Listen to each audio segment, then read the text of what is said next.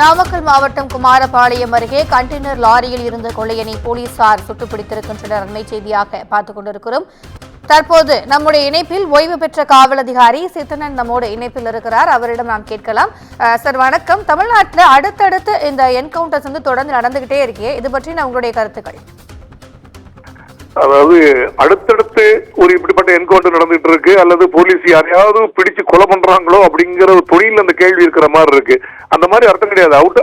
அதாவது ஒரு compelling circumstances, extraordinary situation இருக்கும்போது தவிர்க்க முடியாத சந்தர்ப்ப சூழ்நிலையில் போலீசார்கள் தங்களை தற்காத்துக் கொள்வதற்காகவோ அல்லது ஒரு குற்றவாளியை கைது செய்வதற்காகவோ நாங்க போலீஸ் பலத்தை பிரயோகம் செய்யலாம் அப்படின்னு சட்டப்படி 9 விதமான சந்தர்ப்பங்களில் எங்களுக்கு போலீஸுக்கு அதிகாரம் வழங்கப்பட்டிருக்கிறது. அதுல ஒரு 3 சந்தர்ப்பங்களில் உங்களை தற்காத்துக் கொள்வதற்காகவோ அல்லது உங்களுடைய சொத்தை பாதுகாத்துக் கொள்வதற்காகவோ அல்லது கைது செய்யும் நோக்கத்திற்காக ஒரு கொடூர குற்றத்தில் சம்பந்தப்பட்டவர்களை கைது செய்வதற்காகவோ நீங்க எதிர்த்தாக்குதல் நடத்தி உங்க உயிருக்கு இமினன்ட் அப்ரஹென்ஷன், உடனடியாக பேராபத்து விளைவிக்கப்பட்டுவிடும், நீங்க உங்களுடைய தற்காப்புரிமையை பயன்படுத்தினா உங்களுக்கு மரணம் விளைவிக்கப்பட்டுவிடும் என்ற ஒரு அச்ச உணர்வு, உடனடி அச்ச உணர்வு இருக்கும் போது உடனே நீங்க பல பிரயோகம் செய்யலாம். அதில் அவருக்கு மரணம் விளைவிக்கப்பட்டால் கூட அது இட் இஸ் ஜஸ்டிஃபைடு என்று சொல்லி முந்தைய இந்திய தண்டனை சட்டம் சட்டப்பிரிவு 100லையும் அதே மாதிரி இப்போதைய பாரதிய நியாய சங்கீதால சட்டப்பிரிவு 38லையும் கிளியரா போலீஸுக்கு பவர் கொடுக்கப்பட்டிருக்கிறது. இப்போ ஏற்கனவே பாருங்க, நார்த் இந்தியாவில இருந்து வட இந்தியா குற்றவாளிகள் முகமூடி கொள்ளையர்கள் அப்படின்னு நைட்ல தொடர்ந்து 1 மாதம் 2 மாதம் எல்லார் வீட்லயும் போய் கடப்பாறை கொண்டு இடிச்சு அவங்கள வெளியே உள்ள இன்மேட்ஸ் எல்லாம் கொலை பண்ணி சில இடங்கள்ல பாலியல் வல்லுறவுக்கு பெண்களை உள்ளாக்கி கொள்ளையடிச்சிட்டு போனாங்க. அதே மாதிரி வேளச்சேரி, தாம்பரம், இந்த சபர்மல் ஏரியால பேங்க்ல துப்பாக்கி காமிச்சு மிரட்சி எல்லாம் பண்ணாங்க. இந்த குற்றவாளிகள் எல்லாம் அவங்களை பிடிக்கும் போது போலீஸ் தாக்க எத்தனைக்கும் பொழுது ஏற்கனவே 2 தடவை நம்ம போலீஸ் பலத்தை பிரயோகித்து சரியாக அந்த அவங்களுக்கு மரணத்தை விளைவிக்கும் அளவுக்கு பலத்தை உபயோகித்து ஒரு நல்ல ஆக்ஷன் எடுத்ததுனால அந்த கொள்ளைகள் என்பது முகமுடி கொள்ளையோ அல்லது பேங்க்ல துப்பாக்கி காப்பி மிரட்டி கொள்ளையோ ஒரு 5 வருடங்களுக்கு மேல இப்ப தமிழ்நாட்டுக்கு இல்லவே இல்லை, அச்ச உணர்வே இல்லை. இப்போ பாருங்க, வடநாட்டு கொள்ளையர்கள் கேரளாவுக்கு வரைக்கும் ஏடிஎம்ல பூரா கொள்ளையடிச்சுட்டு எப்படி ஒரு கண்டெய்னர் லாரியில வருவாங்களா, உள்ள ஒரு காரை மதிக்க வச்சிருப்பாங்களா, கார்ல வெளியே கொள்ளையடிச்சுட்டு அந்த காரை உள்ள கண்டெய்னருக்குள்ள மறுபடியும் பதுக்கி வச்சுட்டு அவங்க போனாங்கன்னா போலீஸ் மத்தவங்களுக்கு தெரியாது அப்படி நினைச்சு பண்ணிட்டு இருக்காங்க. இப்படிப்பட்ட கொள்ளைகள், ஏடிஎம் கொள்ளை நிறைய நடந்ததுன்னா அப்புறம் போலீஸ் மேல பொதுமக்களுக்கு ஒரு கான்பிடன்ஸ் போயிடும். இப்ப இவங்க கூட பாருங்க, போலீஸ் நிறுத்தும் போது சும்மா செக் பண்ண நிறுத்தும் போது வண்டியில மத்தவங்க வண்டியில மோதி, போலீஸ் வண்டியில மோதி, அதுக்கப்புறம் அவங்கள நிறுத்தி கைது செய்ய எத்தனைக்கும் பொழுது அந்த நபர்கள் காவல்துறையினை தாக்கியத ஒரே காரணத்துக்காக தங்கள் உயிரை தற்காத்துக் கொள்வதற்காகவும் எஞ்சியுள்ள மீதி உள்ள அக்யூஸ்ட கைது செய்வதற்காகவும் இப்படிப்பட்ட மிகப்பெரிய குற்றத்தில் சம்பந்தப்பட்ட நபர்களை கைது செய்ய நோக்கத்துக்காக போலீஸ் எதிர்த்தாக்குதல் நடத்தி அதில் மரணம் விளைவிக்கப்பட்டுள்ளது. அதனால என்கவுண்டர் தொடர்ந்து ஏதோ போலீஸ் ஹீரோயிசம் மாதிரி பண்றதோ அல்லது இந்த மாதிரி பண்ணாதான் குற்றவாளிகள் இனிமேல் ஒன்னும் செய்ய மாட்டாங்களோ அப்படிங்கறதுக்காக வேண்டிய என்கவுண்டர் அப்படின்னு பண்ணல. என்கவுண்டர் இல்ல, counter attack in order to save the life. அதனால போலீஸ்க்கு இதுல ஒன்றும் மோட்டிவ் கிடையாது.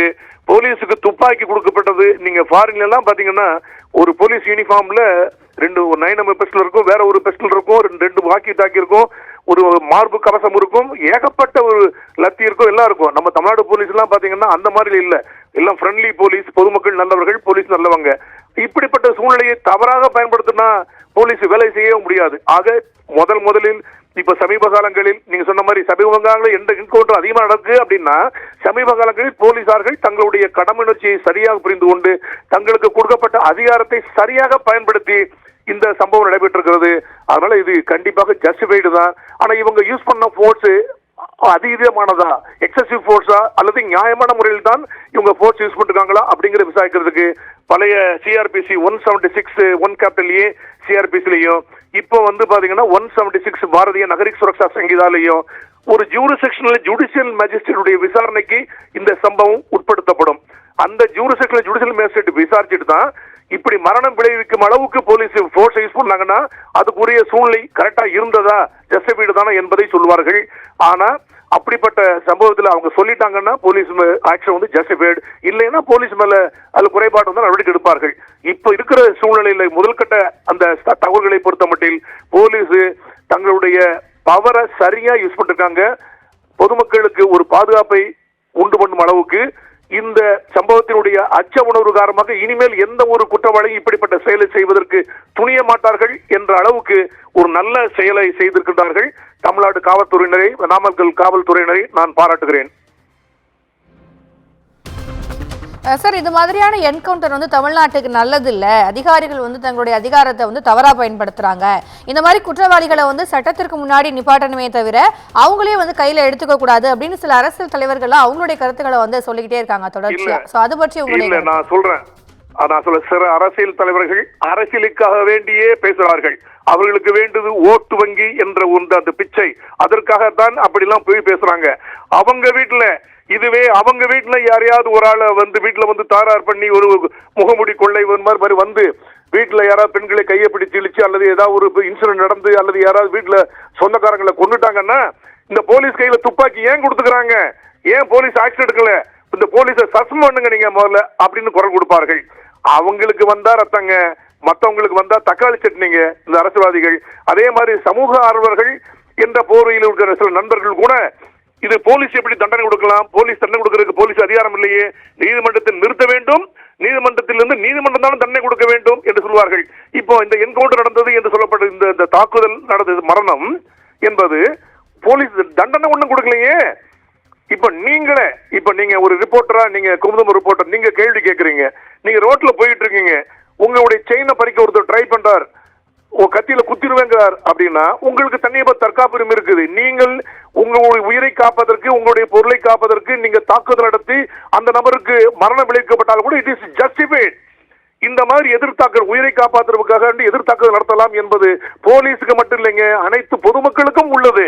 அப்படி சரியான ஒரு முறையில் தங்களுடைய பவர அதிகாரத்தை உணர்ந்து அந்த எக்ஸப்ஷனல் சர்க்கம்ஸ்டான்சஸ், அன்அவாய்டபிள் சர்க்கம்ஸ்டான்சஸ், என்னுடைய பவரை யூஸ் பண்ணலன்னா அவங்க வந்து எனக்கு மரணத்தை விளைவித்து விடுவான் என்ற ஒரு சூழ்நிலையில் தான் இது இந்த சம்பவம் நடைபெற்றிருக்கிறது. தவிர இந்த போலீஸுக்கும் நார்த் இந்தியன் அக்யூஸ்க்கு என்ன மாவு மச்சான் உறவா அல்லது வாய்ப்பு தராரா, சொத்து தராரா, எதுக்கு என்ன மோட்டிவ்?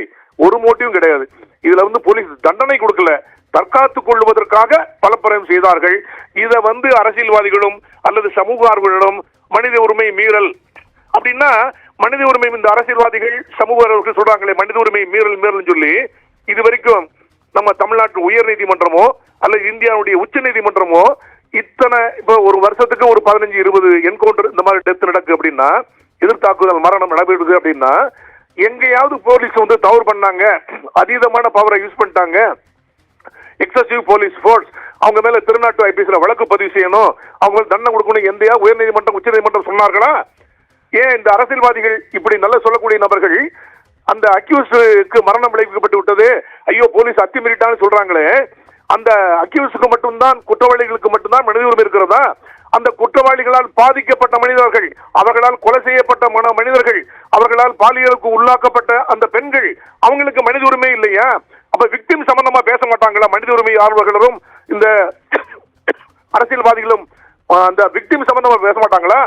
அவங்களுக்கு மனித உரிமை இல்லையா?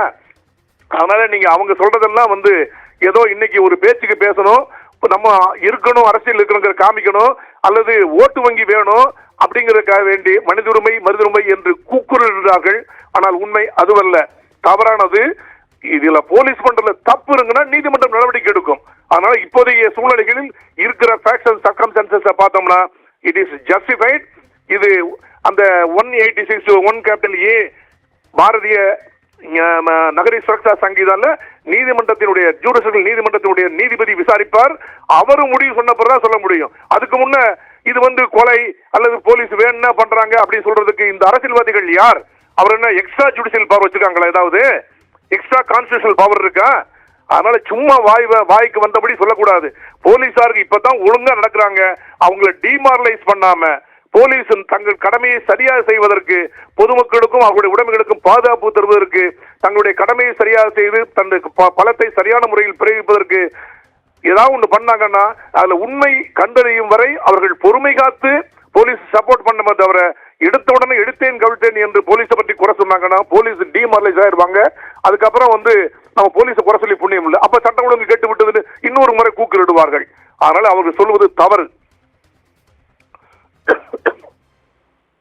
சார், இணைப்பில் வந்து உங்களுடைய கருத்துக்களை பகிர்ந்து கொண்டமைக்கு மிக்க நன்றி சார். நன்றி.